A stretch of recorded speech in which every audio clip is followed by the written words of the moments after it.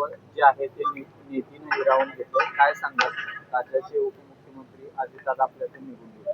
अत्यंत दुर्दैवी ही घटना आहे. कोणालाही अपेक्षित ह्या अशा घटना होईल असं कोणाला वाटत नव्हतं.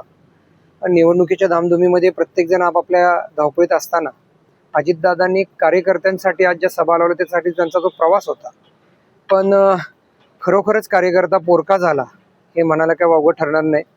कधीही नाही न म्हणणारा माणूस, मी आहे तुझ्याबरोबर, तू काम कर, काय असेल ते माझ्यासाठी, तुमच्यासाठी मी आहे. आणि असं कधी राजकारण बघितलं नाही, कुठला गटतट पक्ष न बघता खरोखरच कार्यकर्त्यांमधून एक चांगला नेता आपल्यामधून निघून गेलाय. अत्यंत दुर्दैवी घटना आहे. असं नेतृत्व होणं नाही म्हणजे अजातशत्रू म्हणायला काही हरकत नाही. निश्चितच त्यांची ही उणीव आम्हाला सगळ्या कार्यकर्त्यांना, माझ्यासारख्या एक होतकरू कार्यकर्त्याला सुद्धा नक्कीच पोरकी जाणवेल. खरं पाहिलं तर कोल्हापूरसाठी दादांनी यापूर्वी भरभरून निधी दिला. तुम्ही देखील अनेक पत्र देताना ते शेरा मारून द्यायचे आणि ते निधी देखील मोठ्या प्रमाणावरती मिळाला. कधी नाही म्हणते नाही दादा. दादांच्या तोंडात कधीच नाही हा शब्द नव्हता.